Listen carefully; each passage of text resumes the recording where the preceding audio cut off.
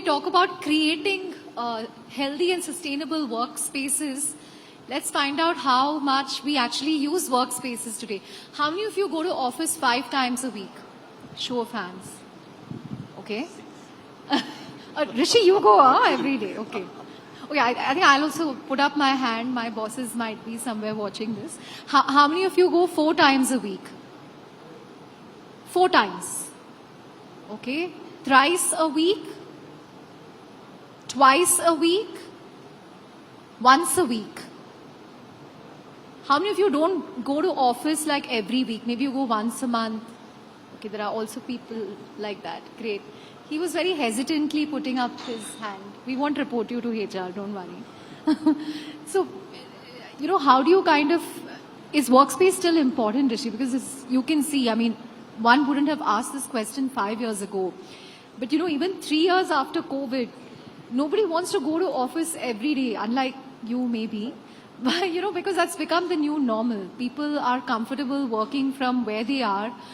Plus, they don't want the added stress of coping with traffic and pollution, and because it also creates a lot of rage on the streets. So how do you then design a workspace that will bring employees to work? Is that a priority for corporates, or do they just want, like, you know, 10 seats, 20 seats that employees can use when they, you know, need a meeting or something like that? How has the client view of workspace changed? The client view has completely changed. I must say that, like, if you look at workspaces, used to be more of an admin function, and to some extent, HR may on and off get involved. But when COVID happened, I'm sure most of the country manager or CEOs on their desk had one metric every day: कि आज कितने लोग office आए. And then obviously the next question was, what can we do more to get them back to work? And so from suddenly being an enabling function, it became a mainline function from the CEO's desk. And as a result, it was not just about real estate, because today, if you look at offices, you are competing with multiple things. You are competing with cafes, you are competing with the kitchen in your house to the dining table, you are competing with another nice co-working place which may be near to your home. So essentially, you have to make your office a lot more meaningful. And that is where what we started finding, that the focus on experience started becoming very, very critical over there. That what more can I do in terms of benefits, in terms of accessibility to offices. For example, companies have now started looking at multiple offices within Bangalore. A North Bangalore guy, they know, will not go to South Bangalore, 2 hours of commute. So go closer to where your talent is. Then provide like a lot of amenities like food, transport, all of that, and then recreation, wellness, all of that has started becoming a lot more integral. So workspaces completely, I must say, have become a lot more premiumized than what they were in a pre-COVID environment. And all these things is what we at IndiQube are looking at doing. So our big focus is that who is our customer? Our customer is our customer's employee. And anything that can improve the outcome for the employee, because that's the hero of the story, we should be doing all of that. So that's the centricity we are looking at doing. Yeah. Got it. As a real estate developer, what kind of challenges does this throw up for you in terms of the demand for office space or the kind of office space that people wanted? Like Rishi said, you know, the paradigm has completely shifted.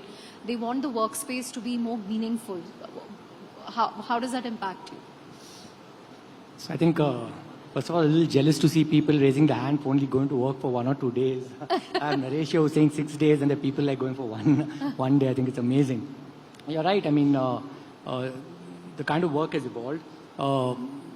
But if I have to look at Bangalore as a city, I think while hybrid work is taken on a lot of momentum, the demand for office is very, very strong. I mean, last year we did, I think, close to about 14 million square feet of net absorption in Bangalore, which is, I think, almost about a quarter of the leasing in Bangalore.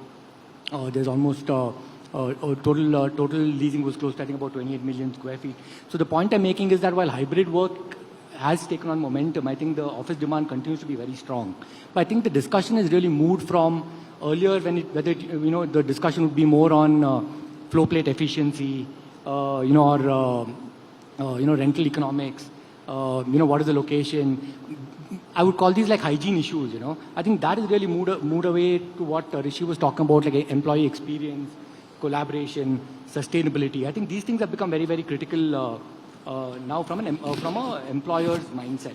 So from a developer perspective, I think it's important that we put out products over there which sort of make employees want to come to work rather than, being forced to come to work. So what do we do? I mean, what are the amenities that we can sort of build into the workspace?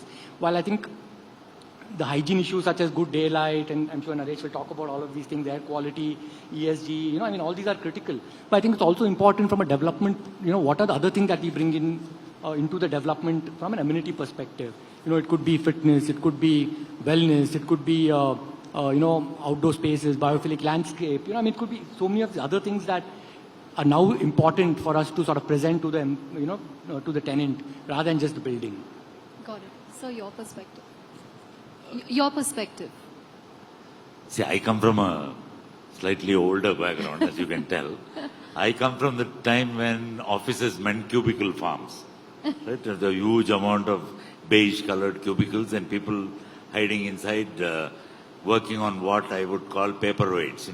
So I have seen a dramatic shift in what has happened. Right? When people say they don't like to go to work, what they mean is they don't like to go and sit in a cubicle and with a little desktop computer with a L-shaped table.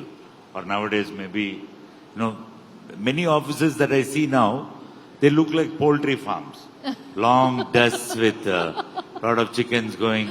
The thing is that I think people have to understand that the nature of work has changed. Right?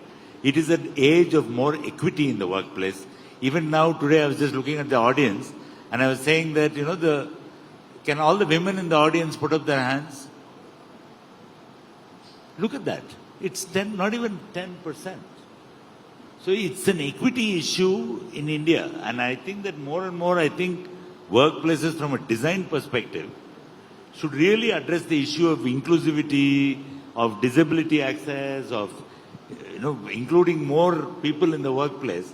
Even in small things like, if you look at, it was brought home to me recently that you do these things without thinking. There are standards to follow when you do office space design. And you'll always find a long queue outside the women's restroom. And the men will go in a breeze in and out. Have you noticed that everywhere? And design hasn't still caught up with women.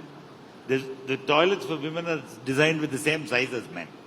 But unfortunately, you can't do that. You have to, even in such a small issue like that. So we are seeing that. And two, we are seeing also that, more than just greenwashing, the whitewashing equivalent of sustainability. Right? And everybody, if I hear that word one more time this year, I'm going to scream.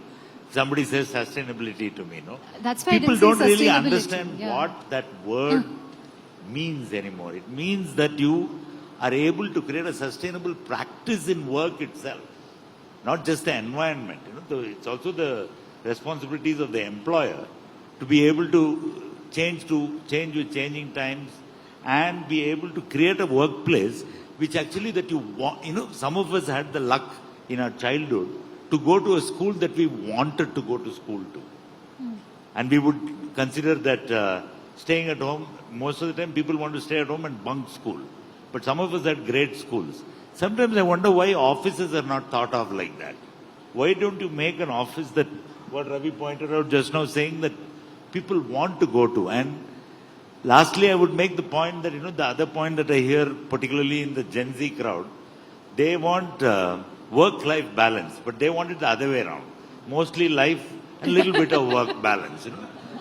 And if you take the work home and sit in a WFH environment, that is not balance, that is disaster. There are two separate things in life called work, which involves a different dynamic with your team. And there's a different dynamic when you go home, which involves being with your family and maybe close friends. And I think the attempt to collapse the two is not going to last. I think it's a passing fad. And I see, as an architect, as Ravi pointed out, and as Rishi pointed out, that the demand for office space is actually increasing dramatically, in spite of what you might think. So people think, I think it is a good thing to come together, to collaborate, to create office spaces where collisions, serendipitous collisions happen, ideas come. The meeting room as a concept is dead. the conference room is over. You really have to create spaces in which people can get together, and particularly this difficult generation called Gen Z, and slowly already getting replaced by some Gen A types already. And we don't know, that's an unknown quantity. We just figured out a little bit about Gen Z, but you see this kind of design push that they want more informality in work environments and not structures, physical structures as well as corporate structures, which are very rigid. Got it. Rishi, that's an interesting paradox that I think Ravi and Sir highlighted, that even as there is a massive push for hybrid work and work from home, office space demand has only been going up, and Bangalore has sort of been leading the charge on that. What explains, the sort of paradox in that trend? So if we answer it purely from a demand perspective, I think it is, at this point of time, global capability centers. About 50 to 60% of the spaces are getting absorbed by them. By GCCs. By GCCs. And GCCs, we should not confuse that they are only the Fortune 500s. A $5 billion company in US could also have an offshore development center. That's what we used to call 15 years back. Of course, now we are doing a lot more diverse work. We have started calling them GCCs. So that is what is leading the charge, followed by the startups typically, and then a lot of mid-cap IT. For example, and another factor what has happened is that if you look at the mid-cap IT, I will not name the companies, but they were mostly lopsided to one city. Somebody was Pune headquartered, somebody was Bangalore headquartered. But post-COVID... Like Persistent, was it yes, Pune yeah. only? So you named it. But if you look at, say, Persistent or Mindtree kind of companies, they were not like TCS, which were present in every state capital. But now, as I said, that the work is going where people are. By that theory, they are looking at setting up 400 people, 500,000 people centers. And it is becoming a lot more democratized over there. So these are the things which I will say are fueling basically the office spaces at this point of time. The other thing is there is a clear premiumization happening. So today, if you look at, for example, India has 1 billion square feet of office space. Now, 50% of this office space is more than 10 years old. And about 50% space is non-green. Now today, if you are a GCC of any standard or a listed company, you invariably will like to go to a green building. Or you would like to go into an upgraded building and not to just, of course, sustainability, as Naresh rightly said, was more of a fad, but it is going beyond that nowadays. So people want to go to better quality office spaces. So there is a rebadging happening and demand for premium spaces is clearly on a high. Got it. Ravi, since we are talking about future of work, take us through the future of workspace. When you're working, I don't know, in an AI company or a company that wants to deeply invest in AI, how does that have an impact on the workspace itself? Fewer seats, leaner teams, how will that sort of have an impact? Because they're already talking about how, 5 people can do what 35 people used to do. Well, I think I don't want to venture into predicting what AI is going to do, but I think even the gentleman before us spoke about it. I think we have to look at AI as an enabler. I don't think we have to look at it as it's going to be a cost-cutting. 5 people is going to become 1 person. Rather, how are the 5 people going to produce more? How are they going to be more productive, using AI as a tool? So I think at least that is optimism that I carry, that this in fact is going to drive more workspace rather than sort of cutting on the workspace, One point I maybe just want to add to what Rishi mentioned is that there's also been a sort of a demand, a latent demand because of COVID. A lot of people may have put off their requirement to sort of really take up more space, because people were, in hybrid mode, so they didn't really feel the need for more office space.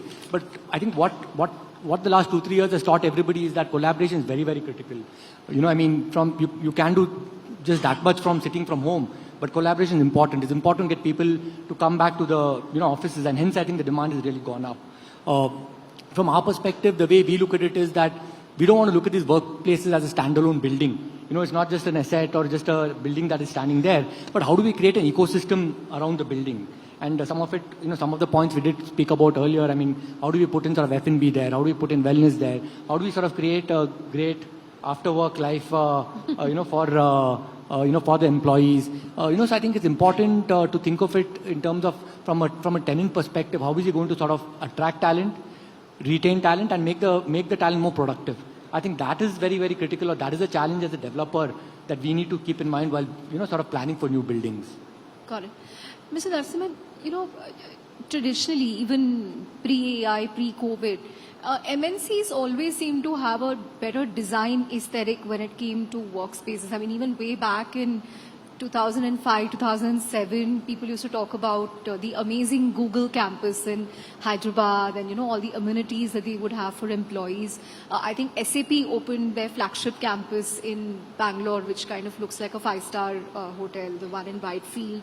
Have Indian companies caught up to that design aesthetic or the amenities that MNCs seem to have when they construct campuses? Not only caught up, way surpassed it. If you look at some of the companies, Indian companies which are producing workspaces now, I would rate them much higher than what any MNC can do.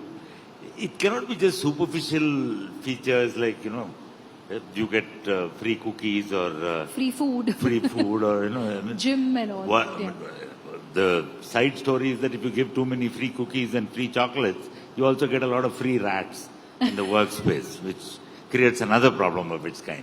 But really speaking, to take off from what Ravi mentioned, the work day for most people, right, does not begin at a desk like it used to. Right? It begins at their doorstep.